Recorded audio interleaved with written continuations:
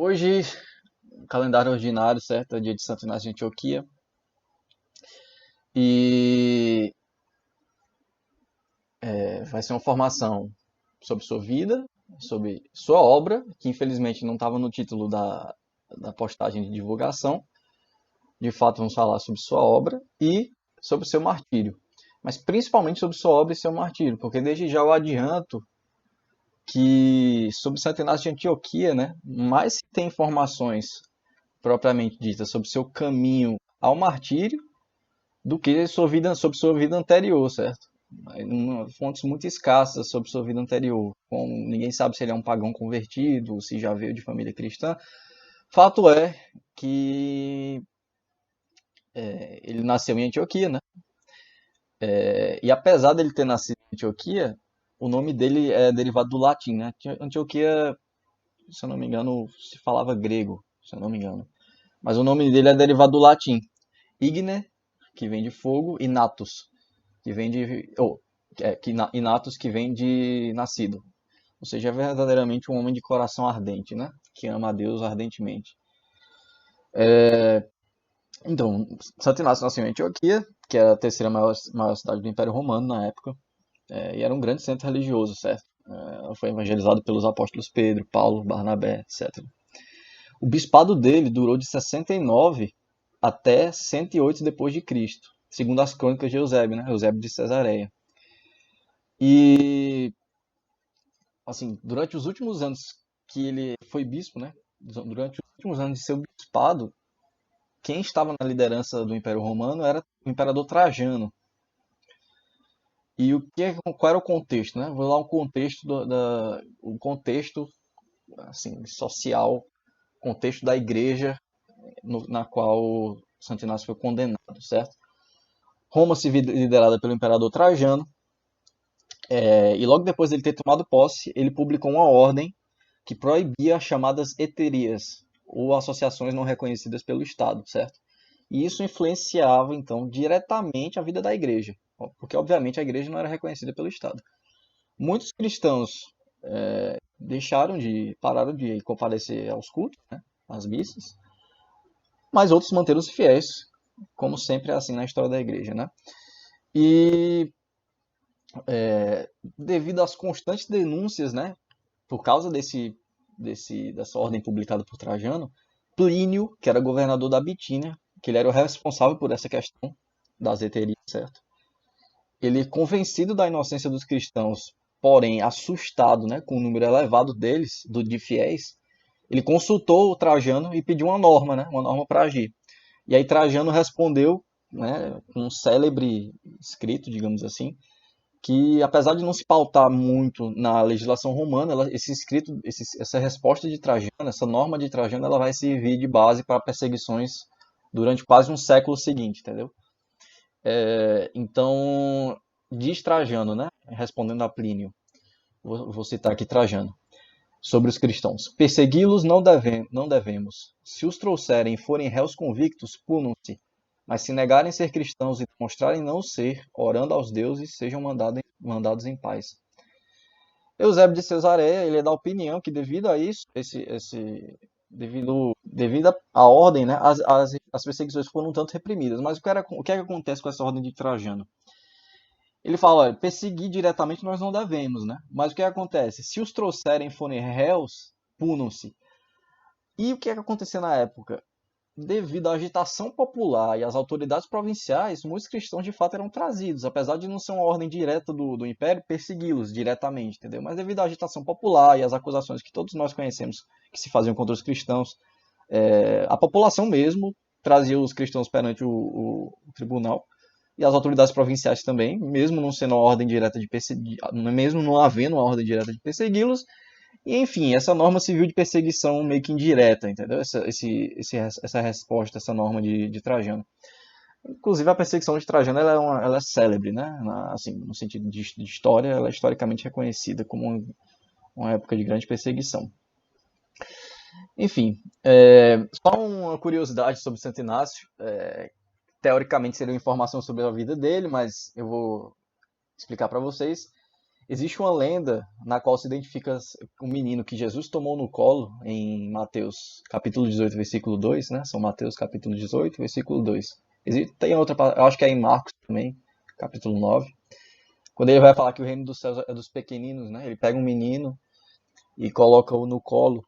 E aí existe uma lenda, né? Existe uma lenda que esse menino era Santo Inácio de Antioquia. Porém, comenta o Frei Dagoberto, franciscano, né? Historiador, que isso é uma falsificação inventada no século IX por um tal de Simão Metafrastes, que era um douto da corte bizantina, né? Que ele escreveu um livro chamado Martírio de Inácio e ele inventou essa lenda.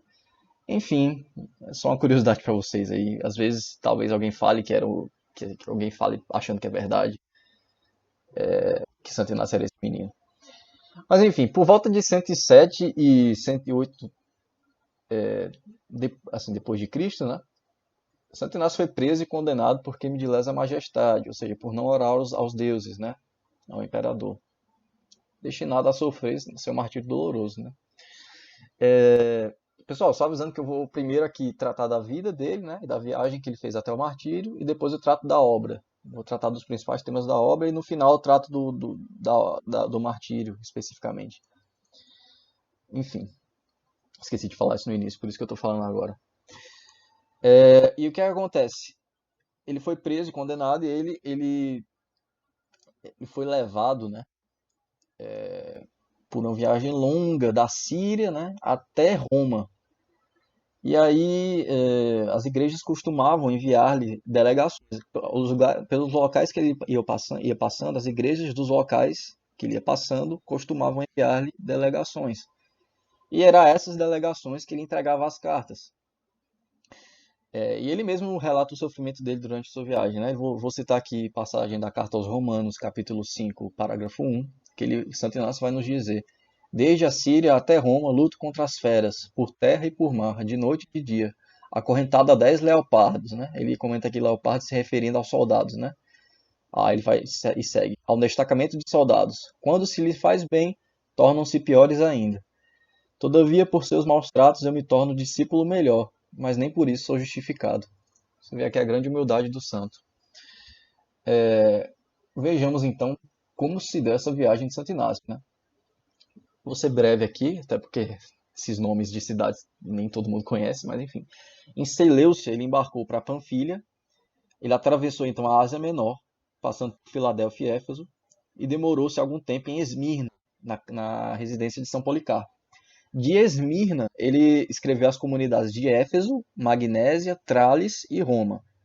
Aí são essas 4 primeiras cartas que ele escreve na residência de São Policarpo, em Esmirna.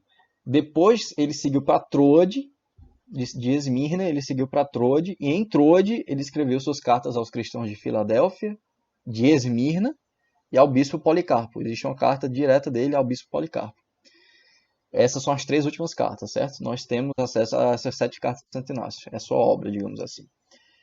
Então, de Troade, ele passou a Nápoles, da Trácia, atravessou a Macedônia, embarcou em Dirráquio e, desembarcando em Brindisi, na Itália, seguiu a pé para Roma, onde sofreu o martírio, né? Sendo entregue às feras. Vamos falar agora da obra dele. E aqui eu vou explicar como que eu fiz essa divisão da obra dele, certo? Para não ser repetitivo e falar de cada carta em específico, eu peguei temas centrais, digamos assim, das cartas dele. Peguei citações que dizem respeito a esses temas e adicionei alguns comentários, né, meus a essas citações. Então eu dividi eu vou apresentar, digamos assim, o conteúdo das cartas em 4 grandes temas, que é Cristo, dividir em Cristo, Maria e a Eucaristia, a união com o bispo, a unidade com o bispo, a fuga das heresias e, por fim, o seu martírio e a carta aos Romanos. Mas assim, por quê? Porque as cartas, por que eu fiz isso? Porque as cartas ela tem um esquema que lhes é comum, ou seja, primeiro, todas as cartas têm isso. Primeiro, começa com uma saudação Segundo, com elogio das qualidades da comunidade. Terceiro, com recomendações precisas sobre a fuga da heresia e agarrar-se à unidade do bispo. E quarto, uma salvação final e pedido de preces para a Síria, né?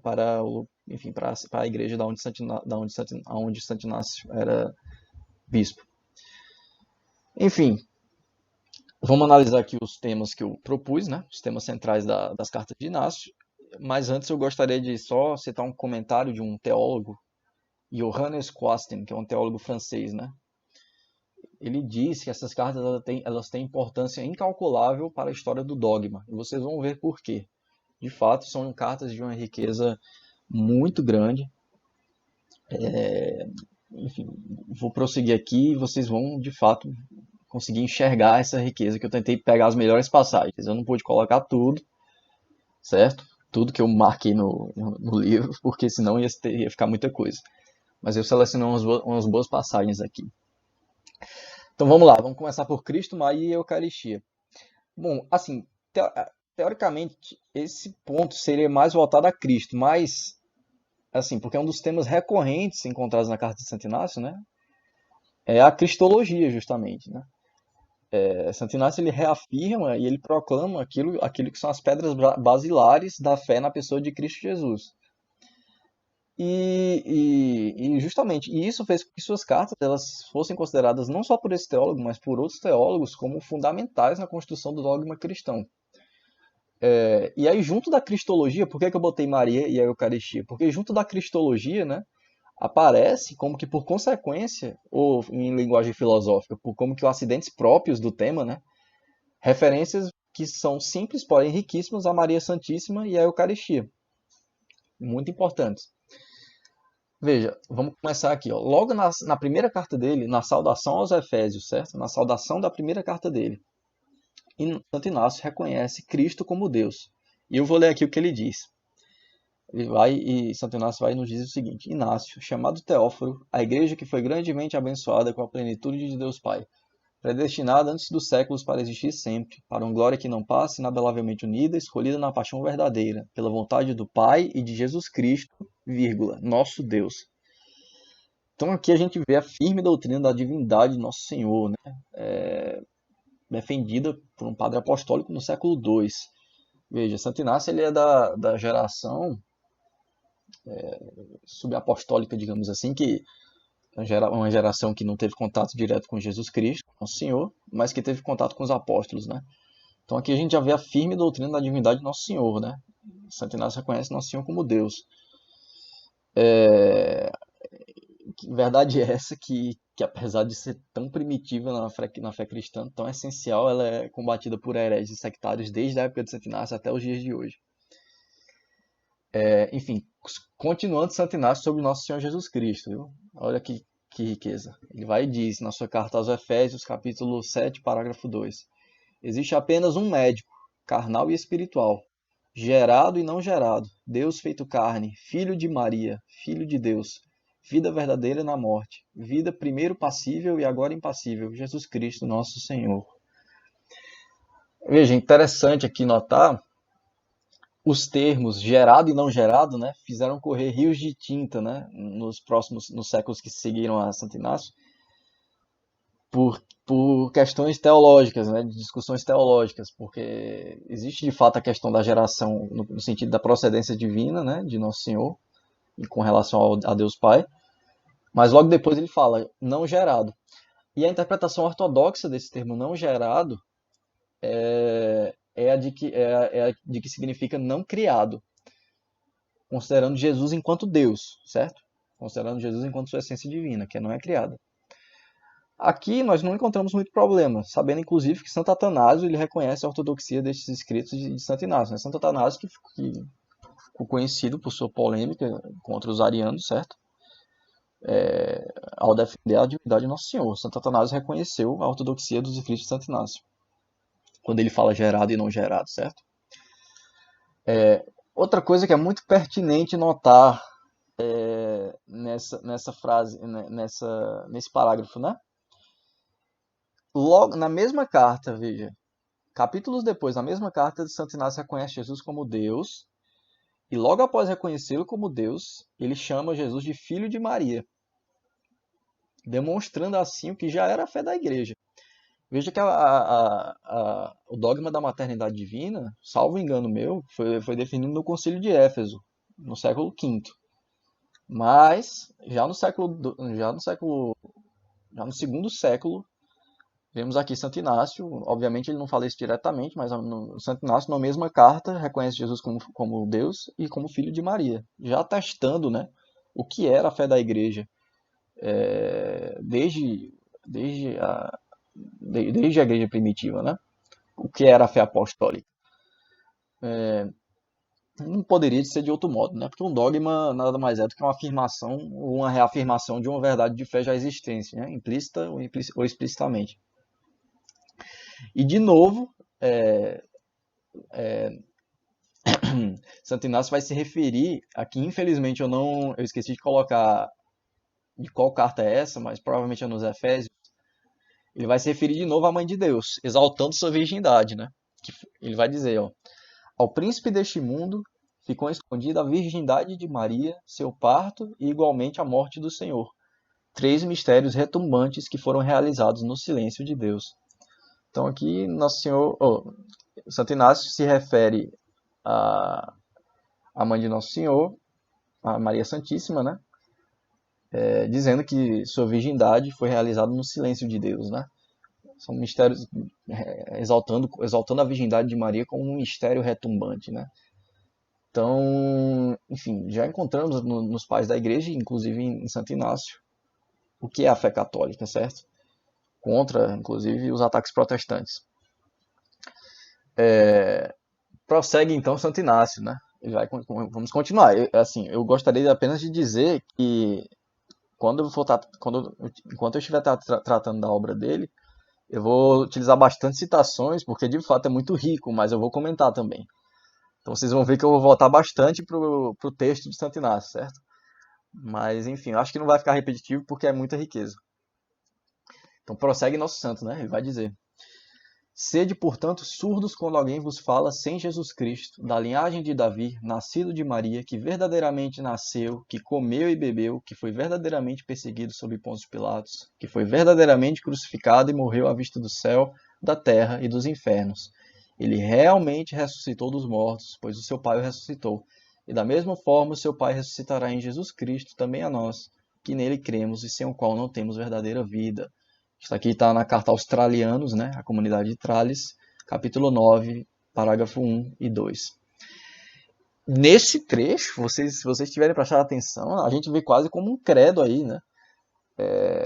Nesse texto, assim, é impressionante, né? Encontramos quase que um resumo da fé, principalmente da fé em Nosso Senhor, né? Ele exalta que as coisas aconteceram realmente, né? E vou explicar depois porque que ele fala isso. Mas ele exalta que as coisas aconteceram realmente, a morte de Nosso Senhor, a vida dele, sua ressurreição. E, enfim, isso aqui contribuiu enormemente para o desenvolvimento do credo niceno-constantinopolitano, certo? Que só será estabelecido séculos depois. Bom, passando agora para a Eucaristia, certo? Santo Inácio ele afirma categoricamente a fé na presença real de Nosso Senhor Jesus Cristo no Santíssimo Sacramento. Veja o que ele diz aqui no capítulo 4 da sua carta aos Filadelfienses. Preocupai-vos em participar de uma só Eucaristia. De fato, há uma só carne de Nosso Senhor Jesus Cristo e um só cálice na unidade do seu sangue. Um único altar, assim como um só bispo, com o presbitério e os diáconos, meus companheiros de serviço. Desse modo, o que quiserdes fazer o segundo Deus. Bem claro aqui, né? Não tem nem o que comentar. Há uma só carne de Nosso Senhor Jesus Cristo e um só cálice da unidade em seu sangue. Isso aqui é uma grande apologia à fé católica na presença real e na transubstanciação.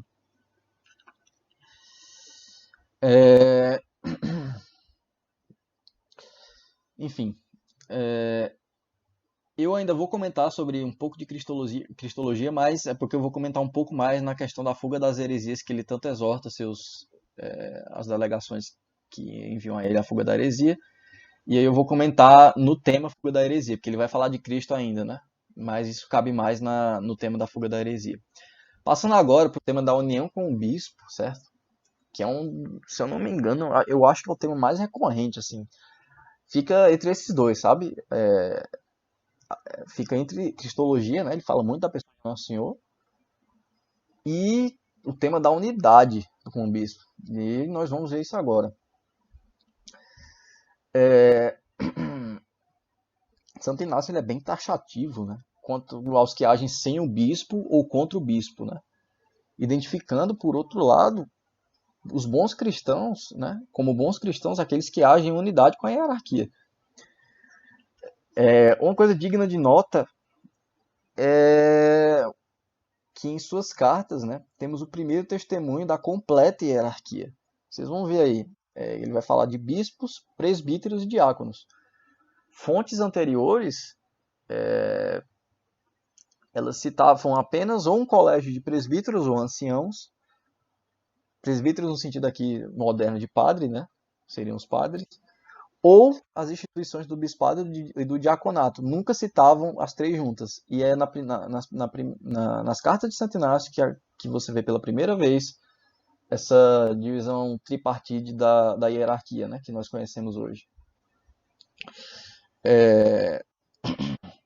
Também, outra coisa digna de nota, encontraremos aqui a primeira utilização nas cartas de Santo Inácio, a primeira utilização registrada do termo Igreja Católica se referindo à Igreja Universal, e não apenas a igrejas particulares, né?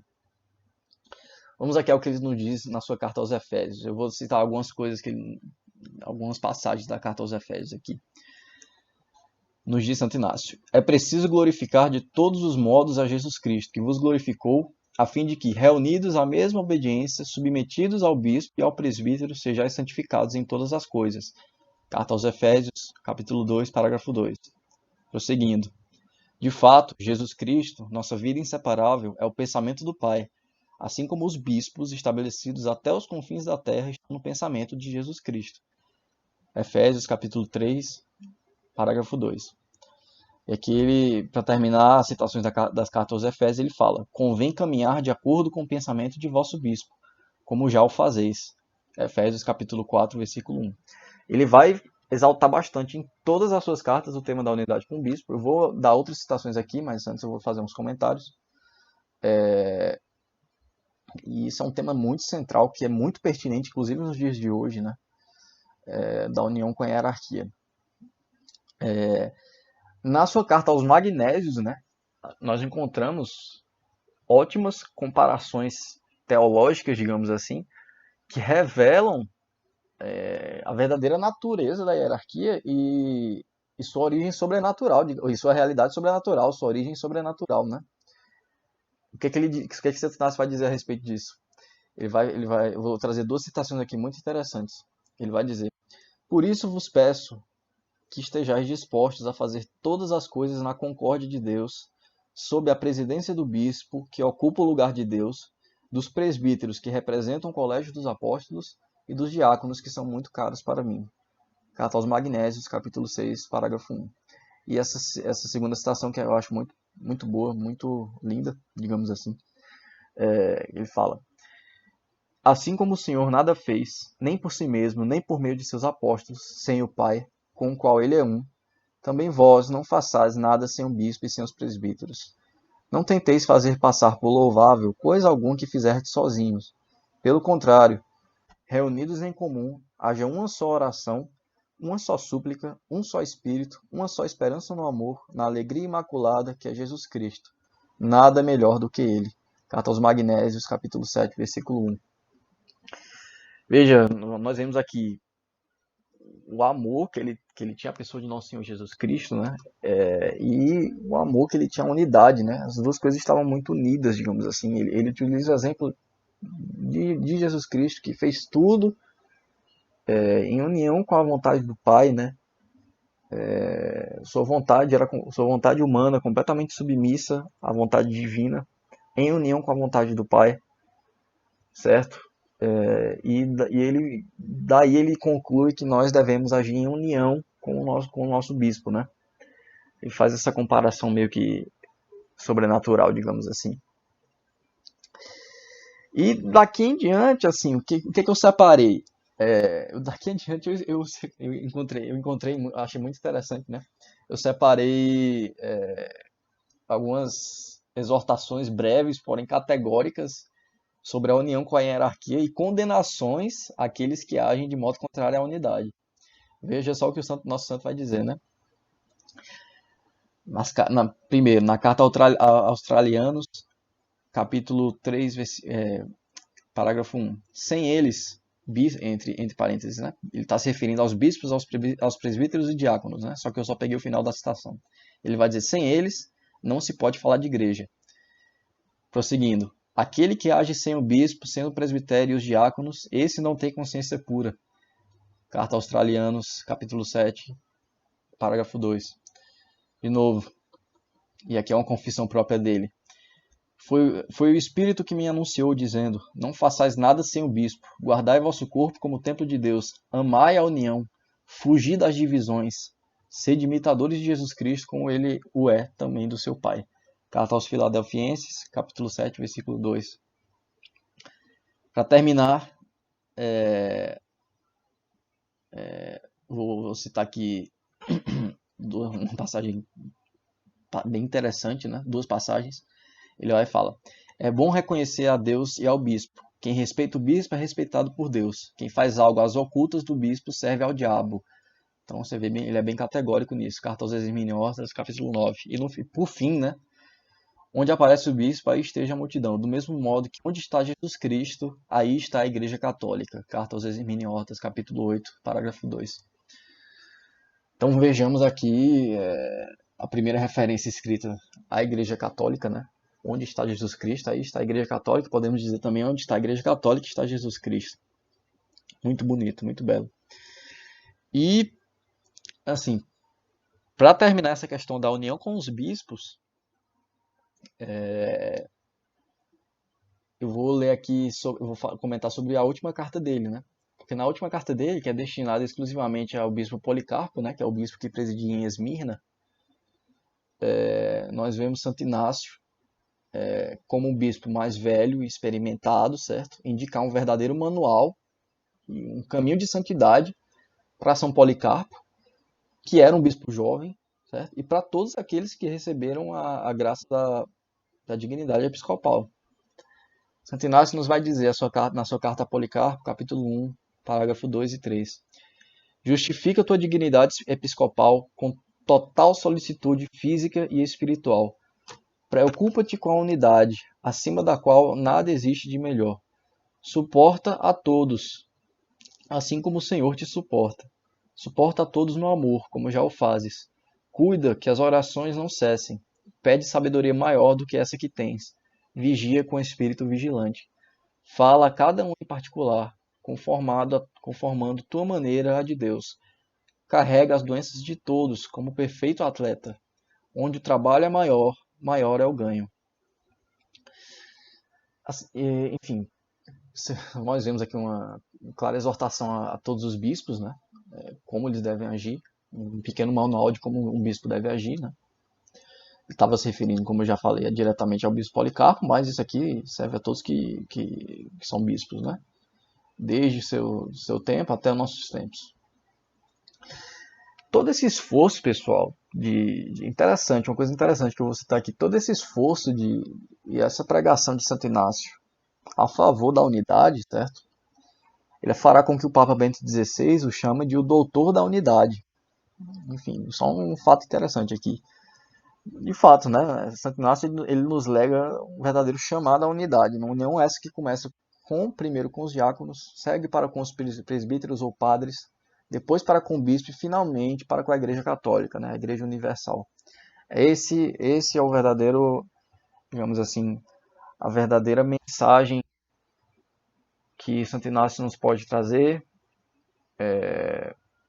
além, obviamente, do seu martírio. Uma das grandes mensagens que Santo Inácio nos traz é a mensagem da unidade, correto? Muito pertinente nos dias de hoje, como foi em alguns tempos complicados, e esses tempos são complicados também.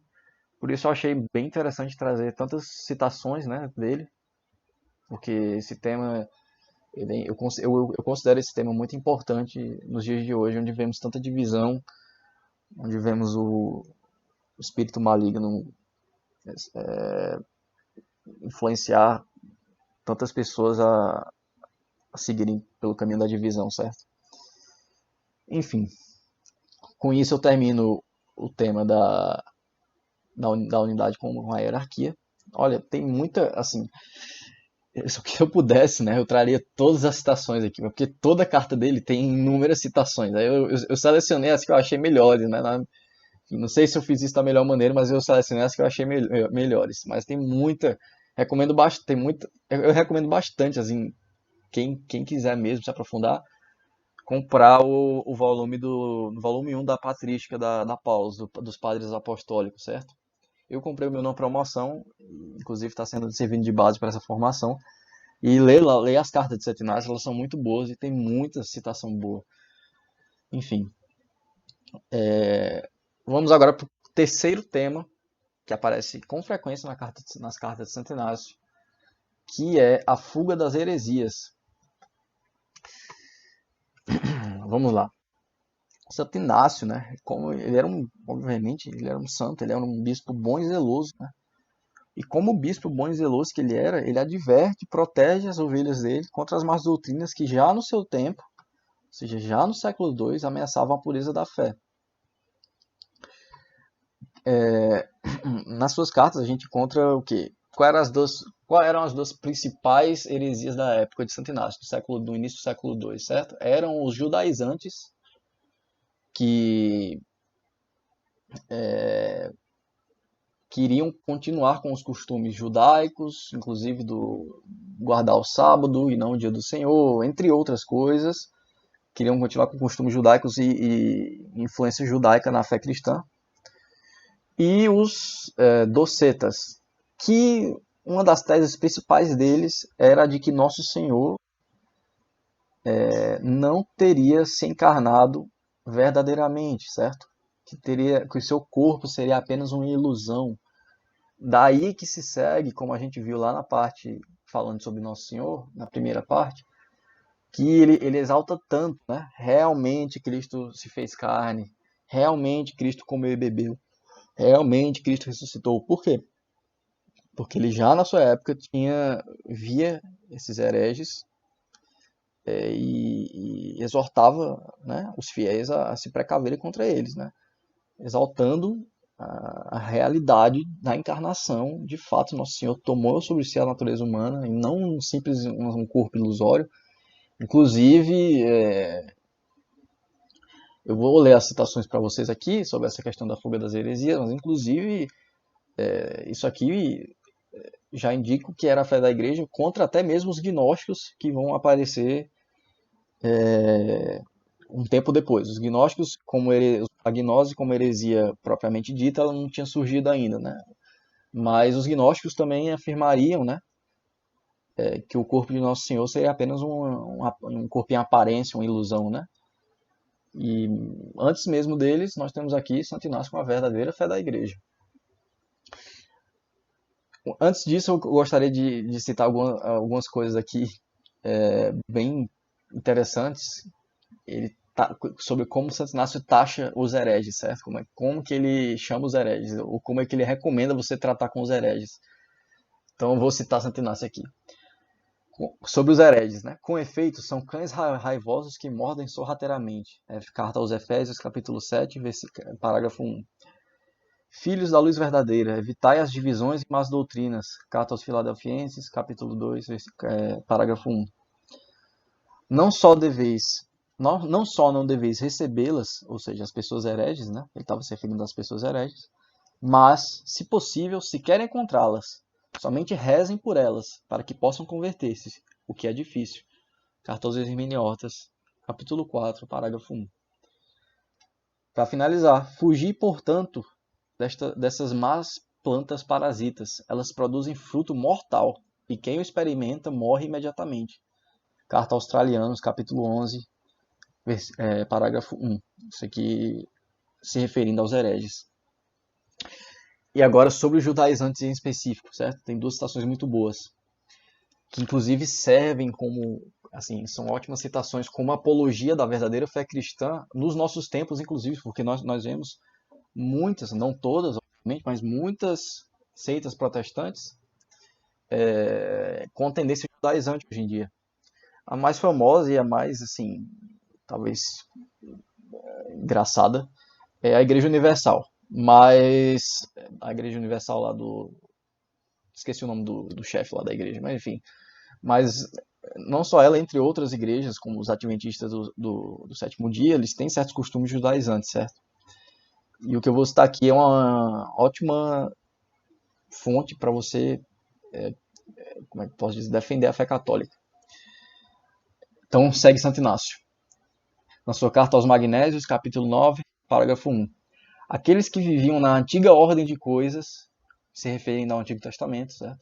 Chegaram à nova esperança e não observam mais o sábado, mas o dia do Senhor, em que a nossa vida se levantou por meio dele de sua morte.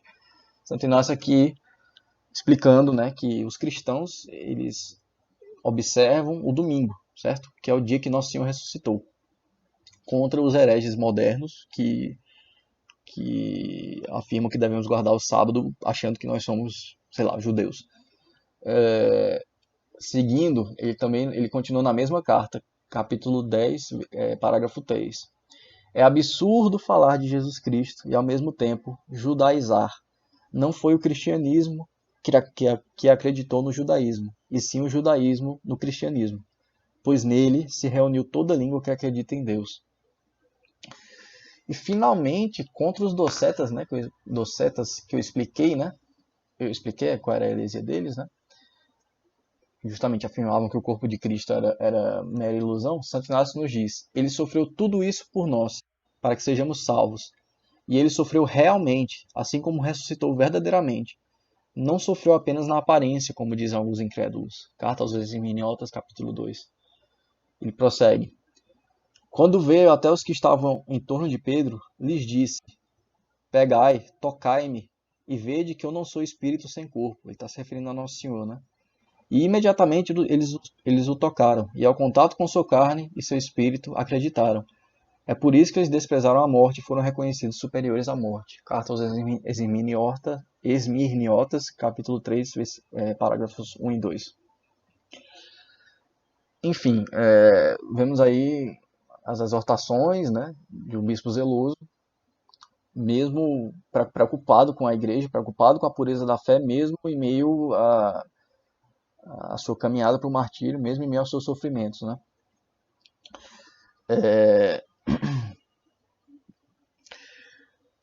Por fim, pessoal, sobre essa questão da fuga das heresias, eu gostaria de adicionar uma passagem aqui de suas cartas, que, ao meu ver, certo?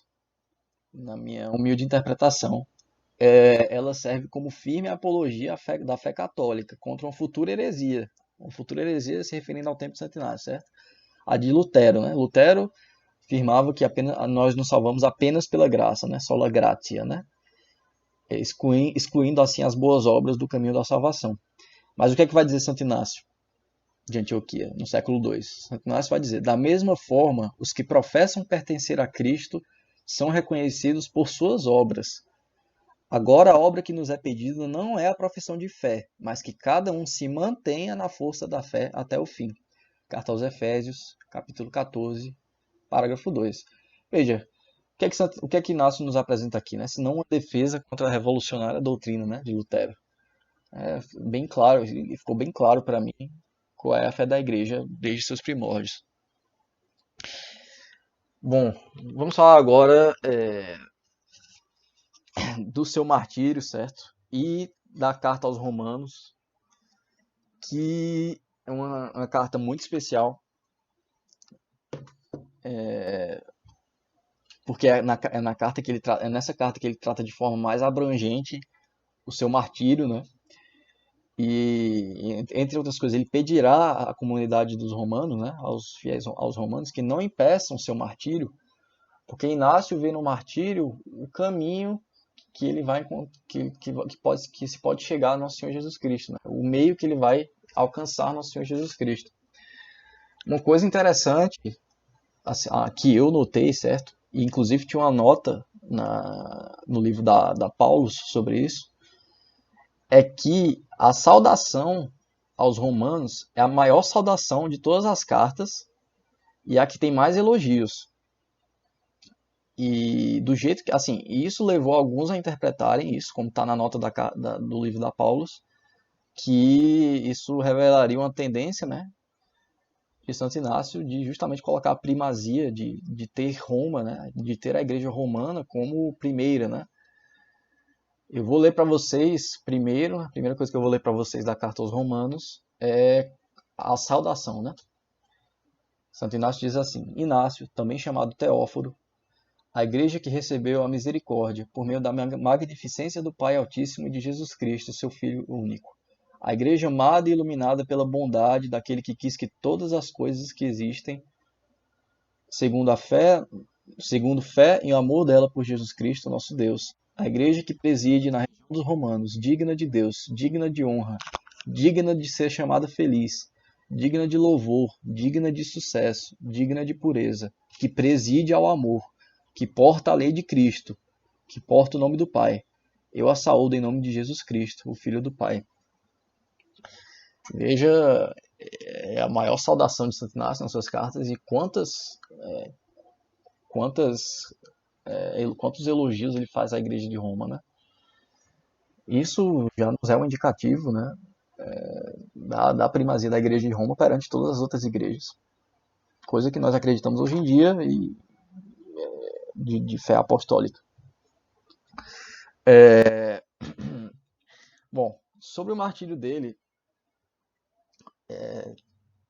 existem alguns, não sei se são teólogos, mas existem alguns, talvez historiadores, algumas pessoas que não têm como certo o martírio dele, mas digamos que historiadores sérios, católicos, baseados na tradição de São Jerônimo, de Eusébio de Cesarelli, tem como certo sim. Santo Inácio de fato foi martirizado, ele foi entregue às feras, inclusive ele prevê isso na carta dele, né? Ele prevê a forma que ele vai ser martirizado. Eu vou ler algumas citações da carta aos Romanos, né, para nós entendermos melhor. Assim, a carta aos Romanos ela é quase que uma apologia do martírio, certo? Porque vocês vão entender quando eu ler as citações. Primeiro, na carta aos Romanos, capítulo 2, parágrafo 2, Santo Inácio vai dizer: Não desejais nada para mim, senão ser oferecido em libação a Deus. Depois, no capítulo 4, parágrafo 1, ele diz: Eu vos suplico que não tenhais benevolência inoportuna por mim. Deixai que eu seja pasto das feras, por meio das quais me é concedido alcançar a Deus. Sou trigo de Deus e serei moído pelos dentes das feras, para que me apresente como trigo puro de Cristo. Prossegue no capítulo 5, parágrafo 3. Que nada de visível e invisível, por inveja, me impeça de alcançar Jesus Cristo. Fogo e cruz, manadas de feras, lacerações, desmembramentos, deslocamento de ossos, mutilações de membros, trituração de todo o corpo, que os piores flagelos do diabo caiam sobre mim, com a única condição de que eu alcance Jesus Cristo. Veja a fé e o amor que animava o espírito desse santo. É muito emocionante ler isso, né? Porque esse vai ser um desejo de, inclusive, muitos santos que não poderão realizar esse desejo, né? Como Santa Teresinha, Santa Catarina de Sena, São Francisco de Assis, né? Entre vários. Ouso dizer que todo santo já teve o desejo de ser Marte, né? Esse é o amor, né? Que é um amor que, digamos assim, vai até a loucura do mundo, né? Que nada pode separar, né? Como o Santo Inácio diz aqui, nem lacerações, nem desmembramentos, nem nada de visível nem de invisível, ou seja, nem o demônio nos pode separar do amor que temos por nosso Senhor Jesus Cristo e de nosso fim último, né? O Evangelho de hoje, se eu não me engano, ele vai tratar justamente, Cristo vai falar para os cristãos, vai dar um conselho aos cristãos, digamos assim, sobre quando eles forem levados aos tribunais e etc. E coincide, né, com ser uma data de justamente um santo que foi mártir, né? E eu vou ler aqui o Evangelho de hoje só para fazer só para fazer uma reflexão final, né? Peguei aqui o Evangelho de hoje, o Evangelho de Lucas, São Lucas, capítulo 12, versículo 8 ao 12. E diz: Naquele tempo, disse Jesus aos seus discípulos: Todo aquele que der testemunho de mim diante dos homens, o Filho do Homem também dará testemunho dele diante dos anjos de Deus. Mas aquele que me renegar diante dos homens será negado diante dos anjos de Deus. Todo aquele que disser alguma coisa contra o Filho do Homem será perdoado, mas quem blasfemar contra o Espírito Santo não será perdoado. Quando vos conduzirem diante das sinagogas, magistrados e autoridades, não fiqueis preocupados como ou com quem vos defendereis, ou com o que direis, pois nessa hora o Espírito Santo vos ensinará o que deveis dizer. Então nós vemos no Evangelho de hoje Nosso Senhor, a atitude de Nosso Senhor para quem é testemunha dele, certo? E não só testemunha, digamos assim, não só testemunha no sentido de martírio cruento, certo? Sangrento. Mas sim quem testemunha a fé dele nas coisas ordinárias, inclusive, do dia a dia, certo? Mesmo que o preço que você tenha a pagar seja uma mera ridicularização ou algum apelido taxativo, veja que a promessa que Nosso Senhor ele faz aos que dão testemunho de sua fé, aos que dão testemunho de Cristo, né? Ele diz que toda vez que nós damos testemunho de nossa fé, e principalmente, obviamente, no caso do martírio, né, o Filho do Homem, né, Jesus Cristo, dará testemunho dele, né, ou seja, de quem quer que seja, diante dos anjos de Deus. Enfim, esse foi o caminho que Santo Inácio trilhou, esse foi o caminho que Deus quis que Santo Inácio trilhasse. Mas nós podemos olhar para isso e ficarmos admirados, né? Mas assim, muitas vezes o martírio sangrento não é uma realidade que nós, isso só Deus sabe, mas que nós certamente não enfrentamos ainda, né? Vivemos em um país livre ainda, digamos assim, e o martírio sangrento não é para qualquer um, mas eu acho que o exemplo que Santo Inácio nos dá é de um amor ardente a Cristo, a ponto de não temer nada, não temer nem as feras, nem o invisível, nem as feras invisíveis, digamos assim. Como diz São Paulo, se eu não me engano é São Paulo, né? Nada nos poderá separar do amor de Cristo, né? Essa é a mensagem de Santo Inácio para hoje, pessoal. E eu não sei se a formação nem deu 1 hora ainda, mas é porque eu acho que eu falei rápido demais, não sei. Mas eu só queria trazer essa reflexão para vocês mesmo. E enfim, eu acho que por hoje é só, digamos assim.